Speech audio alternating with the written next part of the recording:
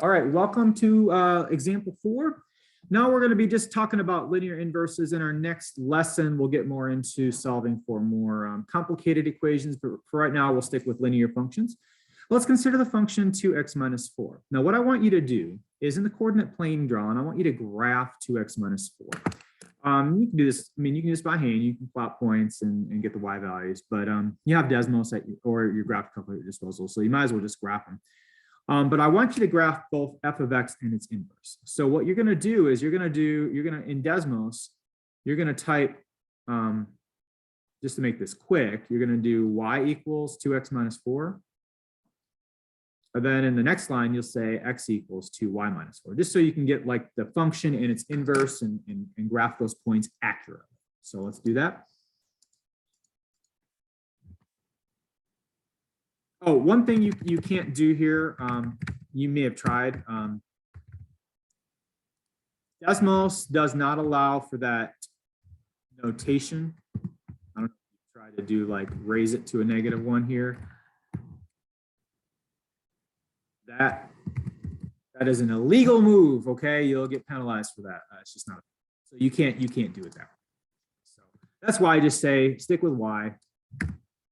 Y never fails you. So you have your function and its inverse. Let's go ahead and zero that out to make it square there. You can see here they're nice lines, nothing too fancy about them. Click on a couple points and you can graph those.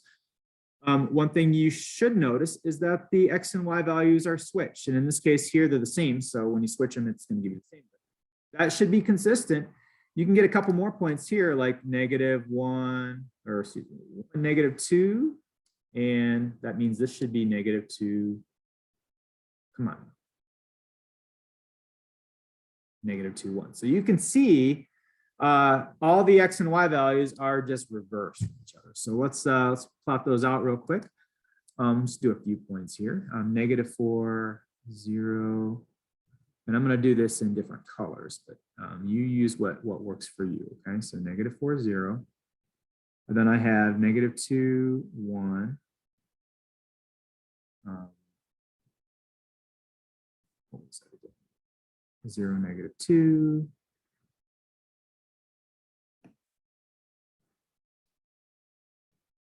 And I'm actually plotting the inverse function here. So my goodness, I am not following the right order here. But anyway, this is the inverse function. So I'm going to write f inverse x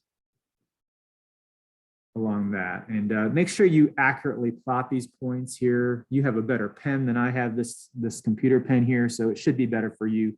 The regular function in green I'm using 2, 0, 4, 4, negative, or 0, -4. I'm just going to plot those 3 points here. And again, they meet at this point here.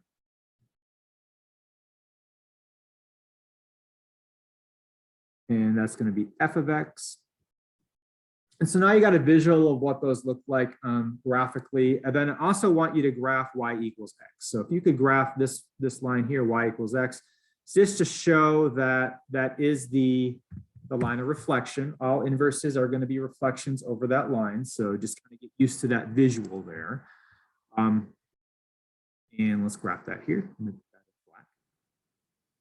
I'll keep it in red. So y equals x is, 1, 1, 2, 2, 3, 3, 4, 4, 5, 5, -1, -1. You get the idea. So it's just a diagonal line. Surely yours will be much prettier than mine because you're a rock star. So now, once you graph that, now you can kind of see what's going on graphically. And let me show you how to get that function by hand, because you're going to have to get this solved for y when you solve it. So the first step is to call this y. And then once you do that, you are going to switch the y and the x's in your functions. So sometimes there's multiple x's. We'll get into that in other problems. But for right now, this is going to be x equals 2y minus 4, just like you graphed. So we want to go through the process of solving that for y. So the first step is to, you want to isolate y. So you got to get rid of the number added or subtracted first, or divided if that's the case. So we want to add 4 to both sides.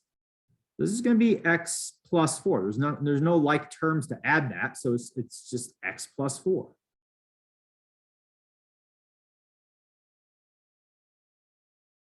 Right. So watch kind of graphically if you want to look at this here. I'm gonna get rid of this and this.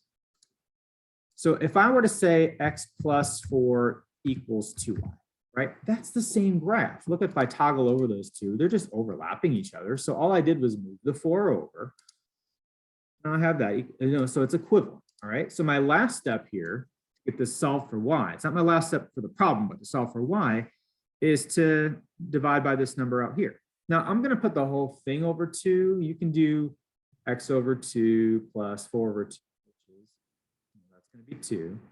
So you could say like 1/2 x plus 2 if you want it in slope intercept form, but you can also leave it as one big fraction if you want. Doesn't matter to me, but in any case, these two cancel out and you have x plus 4 over 2 equals y. Now again, I'm going to show you graphically here. If I hit that slash and do x plus 4, it's the same thing, right? They're all the same thing, but now I have it solved for y. And you could also say, if you wanted, y equals x plus 4 over 2. Okay, that's kind of how we're used to seeing it, y equals. And you could also say y equals, like I said, you can do 1/2 x plus 2 if you wanted in slope intercept form. So hey, the y-intercept is 2. It's going up 1 over 2, up 1 over 2. So you can kind of see that pattern if you would like, okay? But they're all the same thing, right? This right here is your answer, x plus 4 over 2.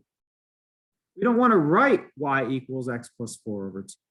That's not like kosher. That's not how we do this thing. We want to write the inverse notation, okay? Now you don't graph f negative 1x, f inverse x, but we have to write that to get full credit, okay, when you're solving these. So notation is important. F inverse x is x plus 4 over 2. And if you were to graph,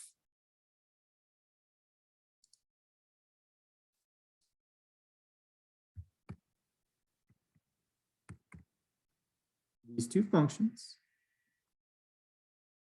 inverses of each other, they're still reflections over y equals x, but now you got them both solved for y, okay? So that's the idea behind that. We'll have to do these by hand. We'll do more complicated ones. Thank you for watching these videos. You guys are awesome.